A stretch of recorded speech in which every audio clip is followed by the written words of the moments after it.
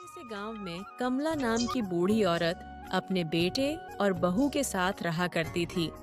रमेश खेत में काम करने जाया करता था और कमला रोज मंदिर जाती थी। एक दिन उसकी सहेली लक्ष्मी मिलती है। अरे कमला, कैसी हो? मैं ठीक हूँ लक्ष्मी, बहुत दिनों बाद मिल रही हो। हाँ कमला, सुना है तुम्हारे बेटे की शादी हो गई है और सब कैसा चल रहा है? बहू कैसी है, सेवा करती है ना? हाँ, 2 महीने पहले ही हुई है। तुम शादी में क्यों नहीं आई? अरे कमला, मैं तो आना चाहती थी, लेकिन मेरे भाई की तबीयत उस दिन बहुत खराब थी, इसलिए नहीं आ पाई। अच्छा, कोई बात नहीं। और बताओ कमला, बहू कैसी है? मेरी बहू लाखों में एक है। उसे घर के सारे काम आते हैं। मेरी बड़ी सेवा करती है। मुझे एक काम तक करने नहीं देती है। रोज गर्मा गर्म खाना सबसे पहले मुझे खिलाती है। फिर बाद में दोनों पति पत्नी खाते हैं। मुझे बेटी जैसी बहू मिली है। अरे कमला, तेरा तो भाग्य खुल गया जो तुझे इतनी अच्छी बहू मिली। चलो बहन, यह तो बहुत बढ़िया हो गया। अब तुम्हें कोई फिक्र करने की जरूरत नहीं है। बहू जो इतनी अच्छी मिली है। हाँ लक्ष्मी, बिल्कुल सही कहा तुमने। फिर लक्ष्मी वहां से चली जाती है और कमला चिंता में पड़ जाती है और सोचती है, मुझे जल्दी घर जाना होगा, नहीं तो बहू गुस्सा करेगी। फिर कमला घर की ओर निकल पड़ती है। घर पहुंचने के बाद कमला की बहू सरला अपनी सास से कहती है, आ गई महारानी, इतनी देर तक कहाँ थी? बहू मेरी एक सहेली मिल गई थी, उससे बात करने लगी तो देर हो गई। अच्छा, तो यह बात है। बाहर जाकर अपनी सहेली से मेरी चुगली कर रही थी कि मेरी बहू ऐसी है वैसी है। तुमने मेरे बारे में उल्टा सीधा कहा होगा, मेरी पीठ पीछे बुराई करती हो। नहीं बहू, मैंने किसी से कुछ नहीं कहा। बड़ी आई, चलो जल्दी से, खाना लगा दिया है, खा लो। फिर कमला खाना खाने बैठ जाती है, लेकिन खाने में सिर्फ नमक और बासी रोटी होती है। तो कमला अपनी बहू से कहती है, यह क्या बहू, ये रोटी तो बासी है और ये नमक तुमने सब्जी नहीं बनाई क्या? बनाई तो थी, लेकिन मैंने और तुम्हारे बेटे ने खा लिया, इसलिए सब्जी नहीं बची। और ये रोटियां कल रात की ही तो है, फेंक देती तो खाने की बर्बादी हो जाती ना।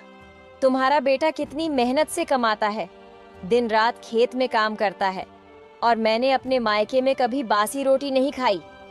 मेरे पेट में दर्द होने लगा तो इसलिए रोटी तुम्हारे लिए रख दी। अब खाना है तो खा लेना, नहीं तो भूखे पेट सोना। इतना कहकर सरला वहां से अपने कमरे में चली जाती है। कमला को बहुत बुरा लगता है। कमला को वह सूखी रोटियां नहीं खाई जाती, वह खाना रख देती है। फिर कुछ देर में कमला का बेटा रमेश आता है। माँ, तुमने खाना खा लिया? आज तो सरला ने बहुत ही स्वादिष्ट खाना बनाया था। तुम्हारी मनपसंद सब्जी बनाई थी। हाँ बेटा, सच में खाना बहुत ही स्वादिष्ट था। मेरा तो पेट ही भर गया। सच में सरला के हाथों में जादू है। तुम तो बहुत किस्मत वाली हो माँ, जो तुम्हें ऐसी बहू मिली। ऐसा कहते ही कमला की आंखों में पानी आ जाता है और वह सोचती है, जो बेटा बहू के मोह में अंधा हो चुका है, उसे कुछ भी कहने से क्या फायदा। मैं कुछ भी कहने जाऊंगी तो बहू मुझे ही 4 बातें सुना देगी कि मैंने पति पत्नी में झगड़ा लगा दिया। क्या बात है माँ, क्या सोच रही हो? परेशान भी दिख रही हो। कुछ नहीं बेटा, मेरे पैरों में बहुत दर्द हो रहा है। मुझे जरा मालिश का तेल दे दो, मैं लगा लूंगी तो थोड़ा आराम मिल जाएगा। यह क्या माँ, सामने ही तो रखा है, तुम इतना भी नहीं कर सकती? मैं अभी अभी काम पर से आया हूँ, बहुत थका हुआ हूँ, मैं सोने जा रहा हूँ। इतना कहकर रमेश वहां से चला जाता है। कमला को बहुत बुरा लगता है। वह अपने पति को याद करते हुए कहती हैं, काश आप मुझे छोड़कर नहीं गए होते। आप चले गए। अगर जाना ही था तो मुझे भी अपने साथ लेकर जाते, तो आज मेरा यह हाल ना होता। देख रहे हो आपके बेटे को, जो अपनी पत्नी के प्यार में इतना अंधा हो चुका है कि उसे अपनी माँ की तकलीफ नहीं दिखती। मैं उसे बहू के बारे में कुछ भी कहती हूँ तो वह अपनी पत्नी की ही तरफदारी करता है। पता नहीं मैंने ऐसा कौन सा पाप किया जो मुझे ऐसे दिन देखने पड़ रहे हैं। क्या बात है सरला, बहुत थकी थकी सी लग रही हो। हाँ, मेरे पैरों में बहुत दर्द है और सिर में भी। दिन भर काम करके थक जाती हूँ। आपका ख्याल रखना, माँ जी का ख्याल रखना और उनकी दवाइयों का भी ख्याल रखना। और घर का काम, दिन भर मुझे बहुत सारे काम होते हैं। माँ जी का क्या, वह तो दिन भर सिर्फ आराम फरमाती है, ये नहीं कि थोड़ा हाथ बटा दे। अच्छा, उनकी बात छोड़ो, मैं तुम्हारा सर और पांव दबा देता हूँ। मैं हूं ना तुम्हारा ख्याल रखने के लिए। तुम चिंता क्यों करती हो? तुम्हें परेशान देख मैं भी परेशान हो जाता हूँ। तुम परेशान होती हो तो मुझे बिल्कुल भी अच्छा नहीं लगता है। माँ का क्या आज है कल नहीं, उनकी उम्र हो चली, उनकी बातें छोड़ो। ये सारी बात कमला सुन लेती है। उसकी आंखों में आंसू आ जाते हैं।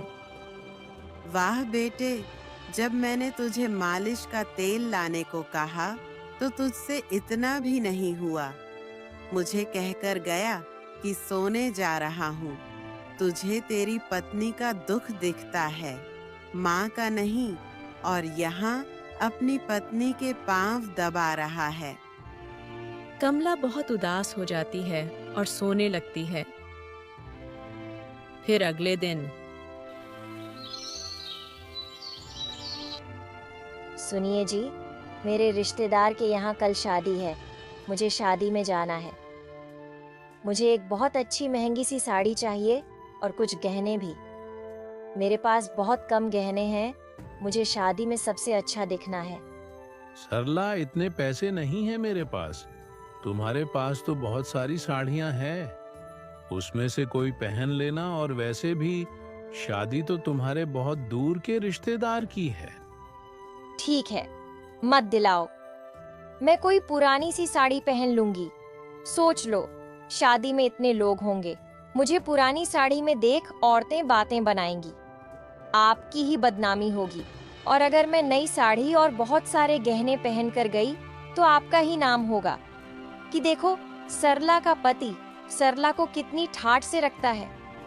लेकिन तुम तो जानती हो मेरे पास इतने पैसे नहीं हैं। इतने पैसे मैं कहां से लाऊं? मेरे पास एक तरकीब है, तुम्हें नहीं पता, लेकिन तुम्हारी माँ के पास बहुत पैसे हैं। वह कभी अपनी अलमारी की चाबी मुझे नहीं देती। आपको उनसे पैसे मांगने होंगे। लेकिन मैं उनसे कहूंगा क्या? पर मुझे नहीं लगता उनके पास कोई पैसे हैं। उनके पास बस थोड़े बहुत ही पैसे होंगे। तुम उनसे कहो, जमींदार को पैसे देने हैं जो हमने जमींदार से लिए थे। अगर उन्होंने पैसे नहीं दिए तो हम उन्हें घर से निकाल देंगे। उन्हें कोई अधिकार नहीं है। ठीक है, मैं उनसे बात करके देखता हूँ। फिर रमेश कमला के पास जाकर मुंह लटकाकर खड़ा हो जाता है। क्या बात है बेटा, बहुत परेशान लग रहे हो। क्या बताऊं माँ, आपको नहीं पता, लेकिन जब आप बहुत बीमार थीं, तब मैंने जमींदार से कर्जा लिया था। अभी तक मैं उस कर्ज को चुका नहीं पाया। जमींदार मुझे रोज धमकाता है, परेशान करता है। मेरी तो कुछ समझ में नहीं आ रहा। मैं क्या करूं? आपके पास कुछ पैसे हैं क्या? नहीं बेटा, मेरे पास पैसे नहीं हैं। मैंने जो थोड़े पैसे बचा कर रखे थे वह पिछली बार बहू ने ले लिए थे, घर के राशन के लिए। ठीक है, कोई बात नहीं मां। सरला ये सारी बातें सुन रही थी और वह बहुत गुस्सा हो जाती है। इस बुढ़िया के पास पैसे थे, फिर भी इसने मना कर दिया। इस बुढ़िया का कुछ करना पड़ेगा। परेशान हो चुकी हूँ। मैं इस घर में केवल मेरा अधिकार चाहती हूँ। इस बुढ़िया को जब भी देखती हूँ मेरा खून खोल उठता है। पता नहीं ये कब मरेंगी।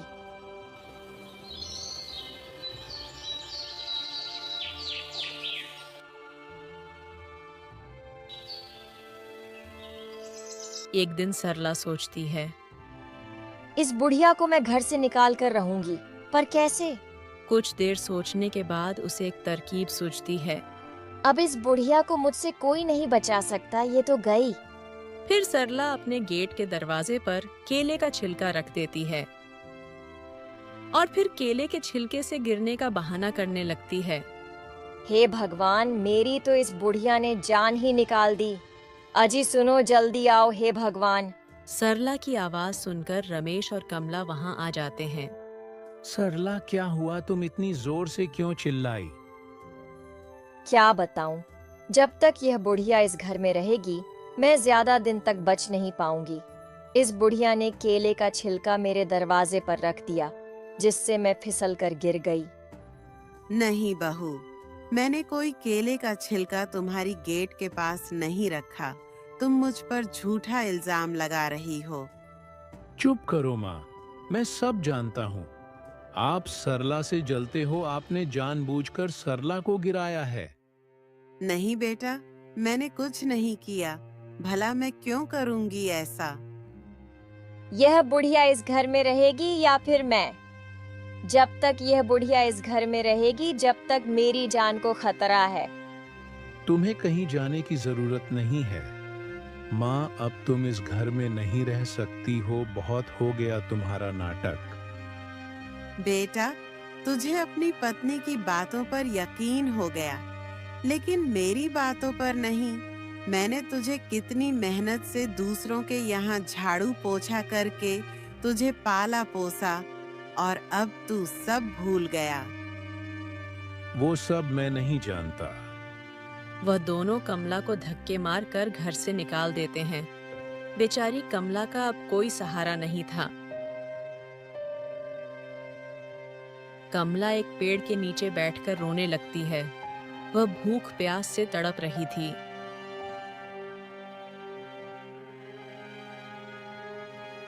ऐसे ही 2 दिन बीत जाते हैं।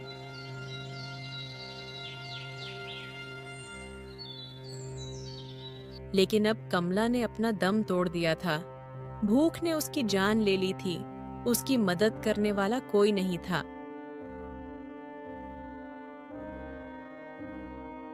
ऐसे ही पूरे 25 साल गुजर जाते हैं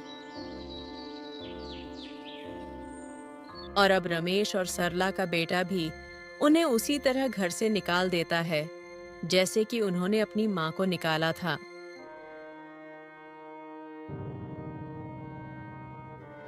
और वह भी दर दर भटकते हैं और अब उन्हें समझ आ गया था कि जैसा आप दूसरों के साथ करोगे, आपके साथ भी वैसा ही होगा।